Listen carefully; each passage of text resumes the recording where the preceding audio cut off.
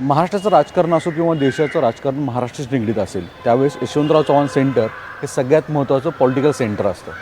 शरद पवारांसारखे ज्येष्ठ नेते आणि आता सुप्रिया सुळेसारखे नेते तिथून सगळं काही कामकाज जे आहे ते वेगवेगळ्या स्वरूपाचं सामाजिक असेल किंवा राजकीय असेल अशा बैठका इथं होतात. आपल्याबरोबर आज शरद पवार राष्ट्रवादी काँग्रेसच्या ज्येष्ठ नेत्या ज्येष्ठ खासदार सुप्रिया सुळे आहेत. ताई, तुमचं स्वागत आहे NDTV मराठीमध्ये. सध्या निवडणुकीची धामधूम आहे. या निवडणुकीच्या धामधुमीमध्ये शरद पवार राष्ट्रवादी काँग्रेस जे महत्त्वाचे मेट्रो सिटीज आहेत म्हणजे मुंबई, कल्याण डोंबिवली असेल, ठाणे असेल, पुणे पिंपरी चिंचवड असेल अशा ठिकाणी निवडणूक लढवत आहे. तुम्ही कोणत्या मुद्द्यांवर निवडणुकीचा अजेंडा आणू पाहताय, जनतेसमोर जाऊ पाहताय? एकतर या सगळ्या शहरांमध्ये आमच्या मित्रपक्षांबरोबर सगळीकडे आघाडी आहे. एक दुसरं पण हे सगळं जे इलेक्शन आहे, मी अनेक वर्ष राजकारणातली इलेक्शन्स काही लांबून पाहिली, काही जवळून पाहिली, पण इतकं अस्वस्थ करणारं इलेक्शन हे मी पहिल्यांदाच पाहते. आणि मी जरी लोकप्रतिनिधी असले आणि अर्थातच त्याचा अविभाज्य भाग मीही आहे, म्हणजे मी फक्त आरोप करत नाही आहे, त्याची नैतिक जबाबदारी मीही घेते. कारण असं इलेक्शन मी कधीच पाहिलेलं नाही. आणि ज्या पद्धतीने ज्या गोष्टी चालल्या आहेत म्हणजे बिनविरोध असेल किंवा एखादा क्राईम जो दिसतो, पहिल्यांदा महाराष्ट्राच्या राजकारणात नगरपालिका आणि ह्या इलेक्शन्समध्ये एवढा क्राईम पाहायला मिळालेला आहे.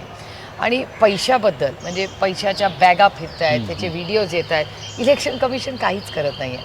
आणि एका नगरपालिकेच्या जाहिराती, आज मला आवडणार नाही मी हे बोललेलं, पण लोकसभेला जाहिराती असतात, त्याच्या जाहिराती आज चॅनल्स आणि वर्तमानपत्रात दिसतात.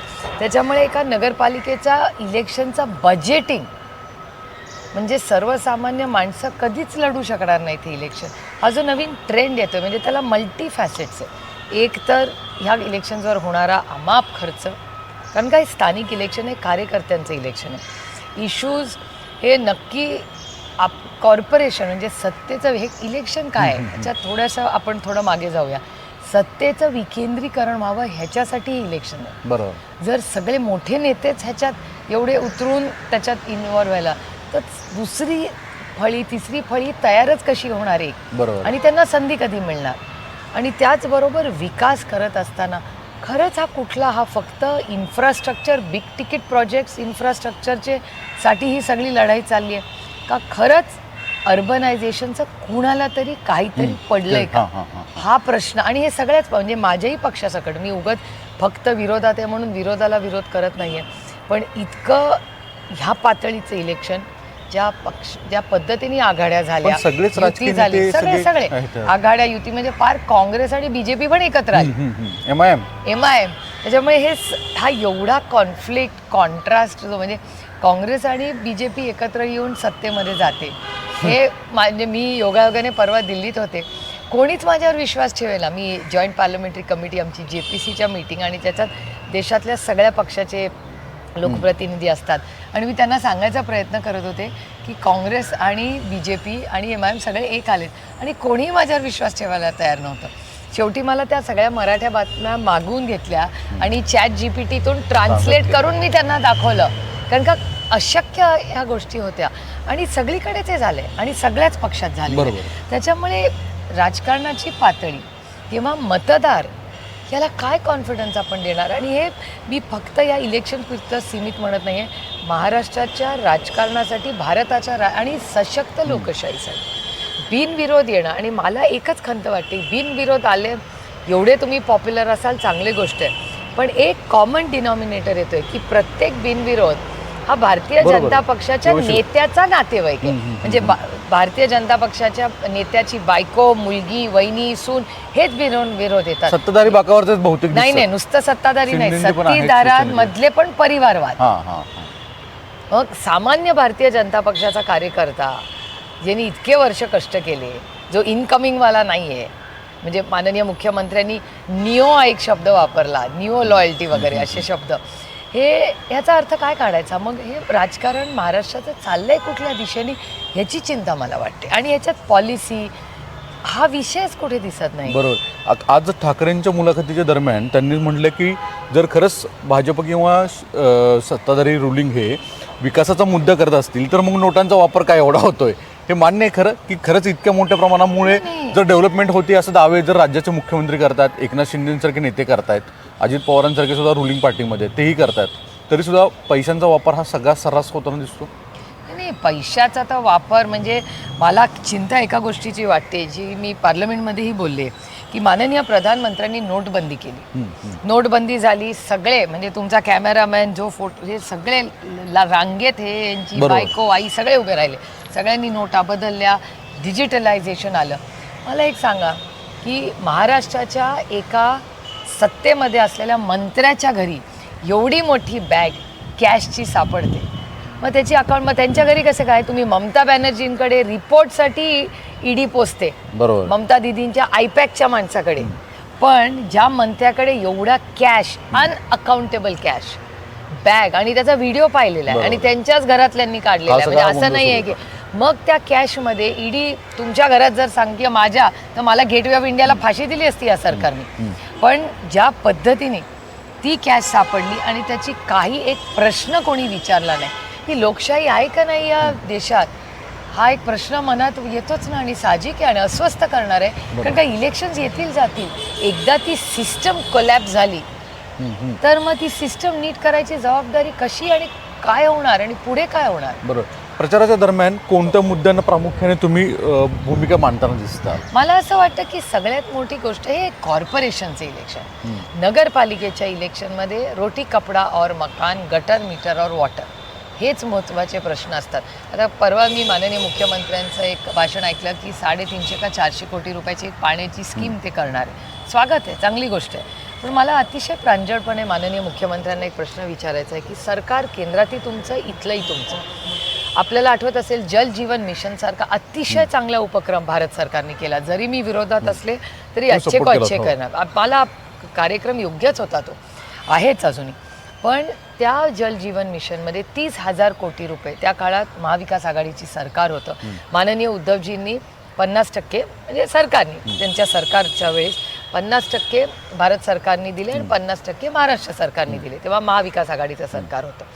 आणि त्या काळाच्या नंतर आज जेव्हा आम्ही त्याचं ऑडिट करतो, म्हणजे तुम्ही निलेश लंकेंना विचारा, भगरे सरांना, आणि आमचे बीडचे खासदार आहेत, कुणालाही विचारा, आणि भारतीय जनता पक्षाच्याही तुम्ही खासदार, म्हणजे फक्त बाप्पा आम्ही रेस करतो म्हणून नाही, पण भारतीय जनता पक्षाचे ही खासदारांचं हेच मत आहे, जे ऑन रेकॉर्ड आहे, की जल जीवन मिशन हा फ्लॅगशिप प्रोग्राम असताना तो पूर्णपणे फेल झालेला आहे. आणि हे मी आरोप जर केले, त्याची इन्क्वायरी कोणी लावली? भारतीय जनता पक्षाच्या CR पाटलांनी. मी CR पाटलांचे जाहीर आभार मानते की त्यांनी कुठली सत्ता आहे काही पाहिलं नाही, त्यांनी तो फायनल जो ज्याच्यासाठी ती पाण्याची स्कीम केली त्याला केंद्रबिंदू ठेवून तो निर्णय घेतला आणि महाराष्ट्रात इन्क्वायरी लावली. आणि भारत सरकारचा रिपोर्ट सांगतो की जल जीवन मिशनमध्ये अतिशय चुकीचं आणि वाईट दर्जाचं काम हे महाराष्ट्रात झाले. मग एकीकडे माननीय मुख्यमंत्री म्हणतात 400 कोटी रुपयाची पाण्याची स्कीम, तुम्ही केंद्र सरकारची घर तिथे जल आणि नाळांनी पाणी येणार, त्या स्कीमचं काय झालं? म्हणजे हे बिग तिकीट प्रोजेक्ट्स अनाऊन्स तर करतात, पण त्याची अंमलबजावणी होते का? आणि कॉस्ट एस्केलेशन, मला सगळ्यात काळजी या सरकारची वाटत असते अखंड, की कुठलं प्रोजेक्ट या सरकारने जी अनाऊन्स केली आहे त्या कॉस्टमध्ये केले, प्रचंड कॉस्ट एस्केलेशन होतं. त्याला म्हणजे कॉस्ट एस्केलेशनला एक दुसरा शब्द आहे भ्रष्टाचार. प्रत्येक प्रोजेक्टमध्ये कॉस्ट एस्केलेशन कसं होतं, म्हणजे गुळगुळीत शब्द ह्यांचं म्हणणं आहे की कॉस्ट एस्केलेशन आहे, आमचं म्हणणं आहे की तो भ्रष्टाचार असू शकतो ना. एवढं कॉस्ट एस्केलेशन आधी कसं कळलं नाही? त्यामुळे खूप गंभीर प्रश्न आहेत आणि मला चिंता वाटते की महाराष्ट्राचा विकास ज्या वेगाने व्हायला पाहिजे हा भारत सरकारचा डेटा सांगतो की नाही. क्राईम वाढलेला आहे का? आहे. भ्रष्टाचार रोज तुमच्या चॅनलवर रोज तुम्ही काय काय दाखवत असता. एअर पोल्युशन हा विषय कधीच आजपर्यंत नव्हता आणि हा गंभीर झाला नाही. म्हणजे प्रचारामध्ये मूळ मुद्दे चर्चेला येतच नाहीये. दुर्दैव आहे की येत नाहीये. आणि बघा धार्मिक विषय आणि मराठीचा मुद्दा फार चर्चेचा विषय. मुंबई मराठीचा कुठल्याही राज्यात स्वतःची अस्मिता ही राहिलीच पाहिजे. मग कुठल्याही राज्याच्या देशाचा आपली अस्मिता ही राहिली, आपली एक स्वतःची ओळख असली पाहिजे. आणि त्याच्या बाबतीत जर कोणी किंवा सरकार किंवा असलेलं सरकार ह्या धोरणामध्ये गल्लत असेल तर आपल्या अस्मितेसाठी आपण लढलंच पाहिजे. ती आपली ओळख आहे, महाराष्ट्राची ओळख आहे. त्याच्यात तो एक प्रश्न मला असं वाटतं तो महत्त्वाचाच आहे आणि याच्यासाठी सगळ्या पक्षांनी एकत्र येऊन मराठी भाषा असेल, मराठी संस्कृती असेल ही जपलीच पाहिजे. पण हे करत असताना विकास आणि आपली संस्कृती याचा सुवर्ण मध्य आणि पर्यावरण याचा सुवर्ण मध्य हा गाठलाच पाहिजे. तर मला एक विचारायचं आहे की राज ठाकरेंचं एक विधान आहे की मूळ मुंबईकर असेल तर मुंबईकरांची समस्या पडते, हे मान्य आहे का? हा तर्क तर मान्य आहे का? कारण की प्रत्येक राजकीय नेता हा शेवटी कुठेतरी येऊन विकास करतो. तसा निकष लावला तर मग फडणवीस नागपूरचे मुंबईत डेव्हलपमेंट करतायत, तुम्ही बारामती आणि अजितदादा बारामतीचे पण पुण्यात डेव्हलपमेंट केलीच आहे. मग हा तर्क नाही असं आहे की प्रत्येकाचं एक मत असतं आणि एक कॉर्पोरेशनचं इलेक्शन. त्याच्यामुळे मी कालही एका चॅनलवर बोलताना म्हणाले की खरं तर हे मी तुमचे सगळे चॅनल्स बघते तेव्हा रोज दाखवतात हा नेता इथे, हा नेता इथे. तिथला स्थानिक नेता टियर 2 आणि टियर 3 लिडरशिप मोठी होणार कशी? जर कम्प्लीट फोकस हा 3, 4, 5, 6 लोकांवर राहिला तर सत्तेचं विकेंद्रीकरण होणार कसं? ती कॉर्पोरेशन कोण चालवणार आहे? तर ती कॉर्पोरेशन चालवणारा तो तिथला उद्या महापौर होईल, उद्या नगरसेवक होईल, त्याची अकाउंटेबिलिटी कधी घेणार? नाही, पण मग राज ठाकरेंचं विधान मान्य करता तुम्ही की तो मूळ मुंबईकर नाही आहेत, ज्याला त्याला अंदाज येत नाही मुंबईच्या विषयांचा? नाही असं नाही. लिडरशिप म्हणजे मी हे खूप विनम्रपणे म्हणेन की ती त्यांची भावना आहे. त्यांना वाटत असेल तर त्याच्यात काही गैर नाही. लोकशाही आहे, प्रत्येकाला मत मांडण्याचा अधिकार आहे. पण एक जर चांगलं नेतृत्व आलं तर तो सर्वांगीण विकास सगळेच करू शकतात. बरोबर आहे. म्हणजे आता राजजींचं जो विजन होतं ते नाशिकला त्यांनी केलंच ना चांगलं काम, नाकारता येणारच नाही. त्याच्यामुळे ती जी टीम असते फील्डवर त्या टीमवरती जबाबदारी असते. आणि आता काय होतंय, आता मी बघते कॅम्पेन असू दे किंवा महाराष्ट्राचं राजकारण हे टॉप हेवी व्हायला लागले. म्हणजे टियर 2ची लिडरशिप ही त्या पक्षात म्हणजे एस्पेशली भारतीय जनता पक्षाकडून मला जास्ती अपेक्षा होत्या. कारण जरी मी त्यांची विरोधक असले तरी एक अतिशय सुसंस्कृत पक्ष म्हणून मी भारतीय जनता पक्षाला अनेक वर्ष जवळून पाहिलं. म्हणजे प्रकाश जावडेकरजी आज पुण्याच्या इलेक्शनमध्ये प्रकाशजी आहेत कुठे? मी त्यांना मिस करते.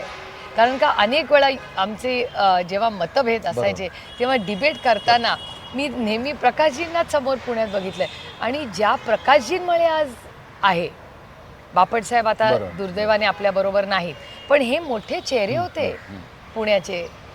तर प्रकाशजी आहेत कुठे? मी म्हणजे प्रकाशजींना का उतरवलं जात नाही आहे या इलेक्शनमध्ये? मुरली अण्णा नवीन आहेत, प्रयत्न करतायत, चांगली गोष्ट आहे. पण जो जुना BJPचा हार्ड कोर आहे, ज्यांनी कष्ट केले, सतरंज्या उचलल्या, सरकार याच्या आधी प्रकाशजीच लीड करत होते ना. मग अशी हा सगळा जो BJPचा टॅलेंट आहे तो या इनकमिंगनी पूर्णपणे दाबून टाकला. म्हणजे माझ्या स्वतःच्या मतदारसंघात वारज्यामध्येच उदाहरण तुम्हाला एक देते.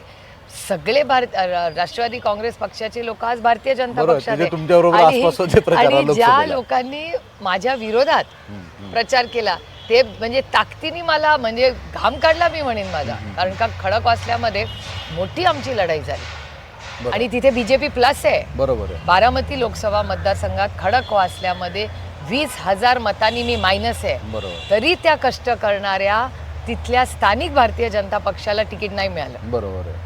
ज्यांनी म्हणजे आम्ही एकत्र काम केलं त्या लोकांना यांनी तिकीटं दिली. पण ज्यांनी मला मायनस केलं त्या भारतीय जनता पक्षाच्या टॅलेंटला तिकीटं नाही दिली. तुम्ही उद्या अजितदादांनी तुम्ही म्हणजे कौटुंबिक कार्यक्रमाच्या निमित्तानं परवार सगळ्या एकत्रित येतो, पण उद्या स्पेशली येत आहे ते जाहीरनाम्याच्या निमित्तानं, त्यावर काय तुमचं काय जाहीरनाम्याचा अजेंडा असणार आहे? आणि हे एकत्रीकरण हा विषय फक्त आत्ता नाही आहे तर तो पुढचा पण असणार आहे? एक तर तुम्ही आमच्या कौटुंबिक जबाबदाऱ्या, नातं आणि आमच्या राजकीय जबाबदाऱ्या ह्याची गल्लत करू नका. कारण माझं वैयक्तिक मत आहे की आम्ही सगळे प्रोफेशनली काम करतो आणि त्याच्यामुळे अर्थातच आमचे जे काही आमच्या उंबरठ्यातलं आतलं नातं आहे ते उंबरठ्यातलं आतलं नातं आहे. पण उंबरठ्यातून बाहेर आल्यावर आम्ही दोघंही म्हणजे अजितदादा आणि मी आम्ही या राज्याचे सेवक आहोत, आम्ही लोकप्रतिनिधी आहोत. भाऊ बहिणीचं नातं घराच्या आत, घराच्या बाहेर आलं की मी एक खासदार म्हणून माझ्या जबाबदाऱ्या आहेत आणि त्याची आमदार आणि उपमुख्यमंत्री म्हणून जबाबदारी. तिथे तो भातुकलीचा खेळ आम्ही नाही खेळू शकत. कारण आम्हाला लोकांनी विश्वासाच्या नात्याने दोघांनाही निवडून दिलं आणि आम्हाला आमच्या केसमध्ये नाही सगळ्याच बाबतीत हे केलं पाहिजे. आणि अर्थातच पुण्यामध्ये अनेक वर्ष त्यांच्याच नेतृत्वाखाली आम्ही सगळं इलेक्शन लढायचो, आम्ही काम करायचो सगळे. आणि पिंपरी चिंचवडमध्ये हे म्हणजे भारतीय जनता पक्षही मान्य करेल आता किती आरोप करत असले तरी की अनेक वर्ष पिंपरी चिंचवडमध्ये जे मोठे बदल झाले ते दादांच्याच नेतृत्वात झाले त्या काळात. हे आणि data speaks louder than words. म्हणजे तुम्ही म्हणा की मग 2.5 वर्षाची तुमची लढाई आपण डेटा वाईज करूया. अच्छे को अच्छा. जर मी जल जीवन मिशन भारतीय जनता पक्षाचा प्रोग्राम चांगला आहे, कारण का मला असं वाटतं की आपल्या स्वतःच्या क्रेडिबिलिटीसाठी 70 साल में कुछ नहीं हुआ असं होत नाही. ते ऐकायला खूप ड्रामॅटिक वाटतं, पण 70 वर्षात काही नाही झालं हे वास्तव नाही. पण ताई हेच मुद्दा होतो की तुम्ही आधी एकत्रित होतात, काही मुद्द्यांवरून दादा बाहेर गेले, पण आता दादा आवर्जून साहेबांची तुमचं म्हणतात की कार्यकर्त्यांची इच्छा म्हणून आम्ही काही ठिकाणी एकत्रित येतो. नाही, खरंच आहे. भविष्यात पुढेही येण्याची शक्यता मला असं वाटतं राजकारणात गोष्टी इलेक्शन्स ह्या होत राहतात. कधी कधी आपण म्हणजे ह्याही इलेक्शनमध्ये ठीक आहे आमचे मतभेद झाले, पण आमचे मनभेद कधी माझे भारतीय जनता पक्षाशी मनभेद नाही आहेत. मतभेद कारण काय का जर ही लोकशाही असेल तर जशी बोलण्याची ताकद आहे तशी ऐकायचीही ताकद असली पाहिजे. आणि तुमचं मत माझ्यापेक्षा वेगळं आहे तर तुम्ही माझे शत्रू होत नाही ना. आणि हा जो नवीन ट्रेंड पहिल्यापासून मुद्दा हा आदरणीय पवार साहेबांचा तर आहेच, पण त्याच्या आधी मी कैलासवासी यशवंतराव चव्हाणांचा उल्लेख आवर्जून करीन की पवार साहेबांवर चव्हाण साहेबांचे संस्कार झाले. आणि त्याच्यामुळे मला असं वाटतं की आपला राजकीय शत्रू हा शत्रू नाही आहे, ही विचारधारेची लढाई आहे. त्याच्यापर्यंत ते पर्सनल महाराष्ट्रात इतकं झालेलं आहे सगळं. आणि हे दुर्दैवी आहे की महाराष्ट्रात एवढं हे म्हणून मी का तुम्हाला म्हणते की हे पूर्ण इलेक्शन मला अस्वस्थ करणार आहे, कारण का ह्या पातळीचं इलेक्शन मी महाराष्ट्रात कधीच पाहिलेलं नाही. आणि एवढी कटुता असेल, एवढा म्हणजे कॉन्ट्रास्ट आहेत ह्या सगळ्या. बरोबर. नाही, पण ह्या सगळ्या कॉन्ट्रडिक्शन्स खूप कॉन्ट्रडिक्शन. मला एकदा स्पष्ट तुम्हाला विचारायचं आहे की आम्ही भविष्यामध्ये सुप्रियाताईंना केंद्रामध्ये मंत्रिपदसाठी बघू. तुमची NDA बरोबर जाण्याची इच्छा काय आहे? हे बघा, माझे जे काही निर्णय असतात ते पक्ष म्हणून आम्ही घेतो. त्याला सुप्रिया सुळेला एकटीला अधिकार नाही आणि नसावाही. जो काही निर्णय असेल तो सगळ्यांच्या संमतीनेच जो काही आत्तापर्यंत आम्ही घेतला आहे तो. आणि ती पवारसाहेबांची कामाची स्टाईल पण तशी, आणि ती तशीच असली पाहिजे, कारण काही लोकशाही आहे. आणि त्याच्यामुळे पुढे आता मंत्रिपद हे बघा, मला असं वाटतं कुठलंही तुम्ही घ्या, त्याच्यामध्ये त्या पदामध्ये अडकण्यापेक्षा तुम्ही राजकारणात कशासाठी आलाय. म्हणजे मी अनेक वेळा लोकांचा विश्वास बसत नाही मी असं बोलते तेव्हा, की आजही अनेक केंद्रात महाराष्ट्र सरकारचे मंत्री होऊन गेले. महाराष्ट्रात नाही, भारतात. मधु दंडोते आजही एक इफेक्टिव्ह पार्लमेंटेरियन म्हणजे त्यांची ओळख आहे. ते काय 100 वर्ष मंत्री नाही राहिले, पण एक उत्तम संसदपटू म्हणून त्यांची ओळख आजही आहे. त्याच्यामुळे प्रत्येकाचा एक आपली स्ट्रेंथ असते, आपल्या इच्छा आकांक्षा असतात. अनेक लोकांना असं वाटत असतं की नाही मंत्रीपद असणं हे सगळ्यात मोठी गोष्ट आहे. ती त्यांच्यासाठी मोठी गोष्ट आहे. तुमच्यासाठी मंत्रिपद फार मोठी गोष्ट नाही. तुम्ही नाही असं नाही. हे बघा, कुठलंही ती मंत्रीपद म्हणजे मला असं वाटतं की लोक असं का नाही त्याच्याकडे बघत. हे तुम्हाला खूप बाळबोध वाटेल माझं मत, पण माझं स्वतःचं मत आहे की ह्या सगळ्यात जबाबदाऱ्या असतात. त्याच्याकडे आपण आजकाल जे सत्ता, त्याच्यातून येणारं जे सो कॉल्ड ग्लॅमर आहे किंवा त्याच्याबद्दल समाजात आज द्वेषही आहे, फक्त आदर नाही आहे. त्याच्यामुळे हे सगळं जे नवीन कल्चर जे येतं आहे ना, एक काळ असा होता. मी परवा खरं तर आदरणीय पवारसाहेबांनी एक ड्राईव्हला गेलो होतो संध्याकाळी, आणि येताना आम्ही जुन्या काउन्सिल हॉलवर आपलं आज DG ऑफिस आहे तिथून आलो आम्ही. आणि तिथून आम्ही गप्पा मारत होतो की ते मला सांगत होते हे विधान भवन होतं. तर मी म्हणले केवढं तो विधान भवनचा हॉल अप्रतिम आहे. ते म्हणले कसे यायचो आम्ही इथे. म्हटलं पण इथे पार्किंग पण नाही, एवढी नॅरो आहे. ते म्हणले सगळ्यांकडे कुठे तेव्हा गाड्या होत्या. मी पण मुख्यमंत्री झालो तेव्हा माझी एक गाडी आत यायची अँबॅसेडर. बाकी शेजारी MLA हॉस्टेल, सगळे MLA चालत यायचे विधान भवनला, कारण का 2 MLA हॉस्टेल होते, कुणाच्या गाड्या नव्हत्या. सगळे आपले टोपीवाले यायचे आणि समोरच असायचं. त्याच्यामुळे ते एक वेगळं कल्चर होतं. त्यामुळे हे राजकारण, त्याच्यावर येणाऱ्या गाड्या, पैसा, ह्या सगळ्याची खूप मला विचारायला तर हे खूप गलिच्छ झालंय. नाही, पण माझ्या प्रश्नाचं उत्तर ताई तुम्ही नाही दिलं. तुम्हाला सेंट्रलमध्ये मिनिस्टर व्हायला आवडेल की नाही? NDA बरोबर जाण्याचे तुमचे मुद्दे अनेक चांगले समर्थन तुम्ही उघड पद्धतीने करता. नाही, मी हे बघा, चांगल्या गोष्टींसाठी म्हणजे ऑपरेशन सिंदूरला पहिला विरोधी पक्ष नेता जो सरकारच्या बाजूने बोलला ते आदरणीय पवार साहेब होते, मी नाही. पवार साहेबांनी लाईन पक्षाला दिली की ऑपरेशन सिंदूर नाही, तो हल्ला झाला. खरं त्याची ऑपरेशन सिंदूर ही सुरुवात नाही आहे. पहलगामवर जो हल्ला झाला तो भारतावर हल्ला होता. अशा वेळीस आपण तुतुमेमे करत बसायचं नाही. आणि मी काँग्रेस पक्षालाही हे तुम्हाला वास्तव सांगते, ते ऑल पार्टी मिटिंगला मी स्वतः होते.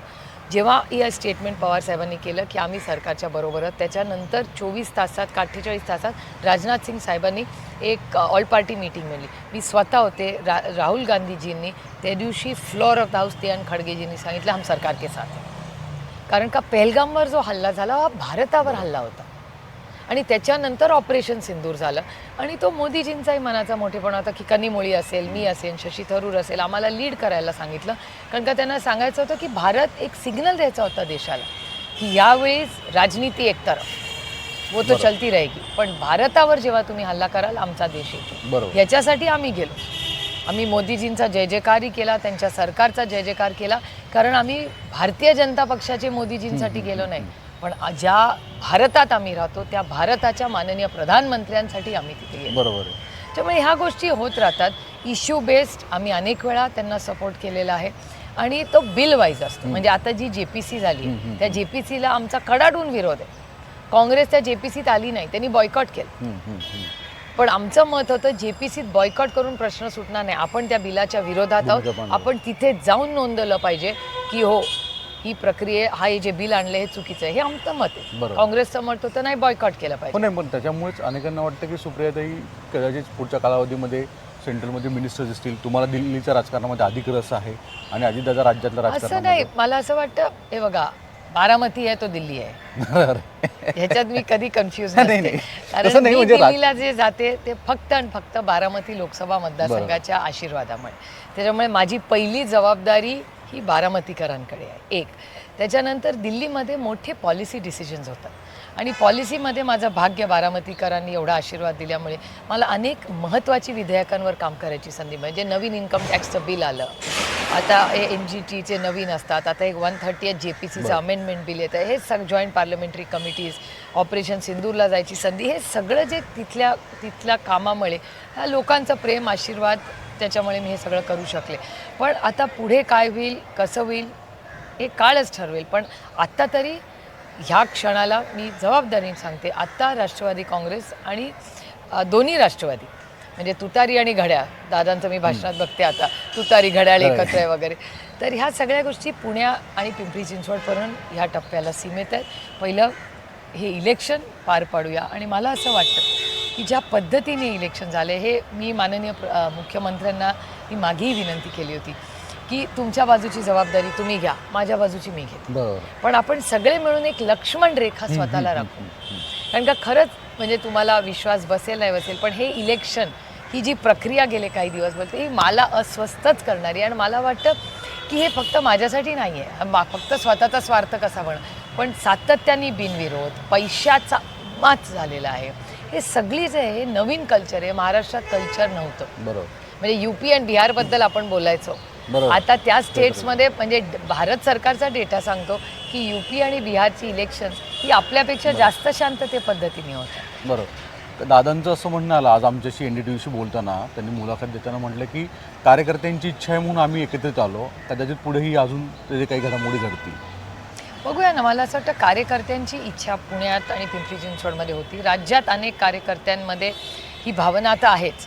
आणि एकतर कुठल्याही संघटनेमध्ये, पक्षामध्ये जेव्हा ती फळी अशी पडते तेव्हा अर्थातच अनेक प्रश्नही येतात, परिणामही होतो आणि नुकसानही होतं. म्हणजे म्हणून तर त्यांनी पक्ष फोडला ना, नाही तर कशाला. आणि फक्त आमचा नाही, सेनेचंही तेच झालं.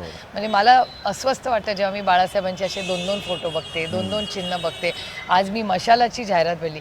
खरं मानो या ना मानो, म्हणजे हा आता खूप उशीर झाला आहे, आमची कोर्टात केस चालू आहे, पण माझं स्वतःचं म्हणणं आहे की ते जे चिन्ह आहे, जो धनुष्यबाण आहे, हा बाळासाहेब हयात असताना त्या पक्षाची जबाबदारी त्यांनी उद्धवजींना दिलेली आहे. नाही, पण मला हेच काही विचारायचं की प्रादेशिक पक्षांचं अस्तित्व टिकवायचं असेल तर इतके विभक्त होणं हे धोकादायक नाही आहेच ना. मान्य आहे, अगदी बरोबर यायला नको असं वाटतं तुम्हाला? नाही, कसं आहे, ह्या सगळ्या गोष्टीचा खूप गांभीर्याने आम्हाला सगळ्यांनाच विचार करावा लागेल. इंट्रोस्पेक्शन, काळ बदलत जातो, काळाबद्दल आपल्यालाही बदलावं लागतं आणि आपली आयडिओलॉजी, आपली विचारधारा, आपले प्रश्न आणि बदलतं जग याच्याबरोबर सगळ्या म्हणजे मी जेव्हा पहिल्यांदा माझं इलेक्शन लढले तेव्हा एवढं तंत्रज्ञानच नव्हतं. त्यावेळेस वास्तविक बाळासाहेबांनी तुम्हाला ते ती विधानसभा ती राज्यसभा होती, पण लोकसभेचं माझं पहिलं इलेक्शन आणि चौथं इलेक्शन जमीन आसमानाचा फरक आहे. व्हॉट्सॲपची युनिव्हर्सिटी आता आहे. त्याच्यामुळे कॅम्पेन बदललं ना. म्हणजे आता स्पॉट न्यूज आता हे काल मी 2 इंटरव्ह्यू केले, ते इथे मी बोलत होते आणि लाईव्ह चालले. तर तंत्रज्ञानाचा उपयोग आणि ए आयमध्ये केवढे मोठे बदल होत आहेत आपल्या सगळ्यांच्याच आयुष्यामध्ये. त्यामुळे इलेक्टोरल आणि अवेअरनेस म्हणजे जो एक तर या देशातला मतदार अतिशय हुशार आहे. ज्याला कोणाला वाटतं ना की मतदार कन्फ्युज्ड असेल, पण नॉट एट ऑल. मतदार हा कधी कन्फ्यूज नसतो. बरोबर. कन्फ्यूज आम्ही असतो. दुसरं की या सगळ्या पूर्ण दरम्यान साहेब प्रचार यंत्रणात दिसले नाही आहेत. एक तर आदरणीय पवारसाहेब कॉर्पोरेशनच्या इलेक्शनला 20-25 वर्षापूर्वी उतरायचे. आता 20-25 वर्षात ते उतरतही नाही. आणि तेच मला गमतीने म्हणत होते की मला आश्चर्य वाटतंय की सेकंड थर्ड लिडरशिपवर अविश्वास झाला आहे का सगळ्यांचा. कारण का काय असायचं, एक काळ असा होता जेव्हा ह्या राज्याचे मुख्यमंत्री, कॅबिनेट मिनिस्टर असे कोणी उतरून प्रचार नाही करायचे कॉर्पोरेशन. कारण का तिथलं टॅलेंट कधी बाहेर येणार. म्हणजे समजा एखाद्या म्हणजे आता धुळ्याचं उदाहरण आहे, तिथल्या एका व्यक्तीवर आपण जबाबदारी टाकली तर लेट हिज टॅलेंट कम. बरोबर. संभाजीनगरला नवीन लिडरशिप, ही पंचायत राज कशासाठी आहे, ही शाळा आहे नवीन लिडरशिपची. हे वरूनच टॉप हेवी एवढं झालं तर नवीन टॅलेंट येणारच नाही या राज्यात. त्याला संधीच मिळत नाहीये. कारण बरं, पुण्याच्या शेवटी उद्या जो जाहीरनामा आहे त्यातले काही महत्त्वाचे मुद्दे तुम्ही आता उद्या सगळं आता उद्या सकाळी जाहीरनामा. आता पेपर फोडूनला तर मजा काय. ठीक आहे. धन्यवाद सुप्रियाताई, तुम्ही संवाद साधला.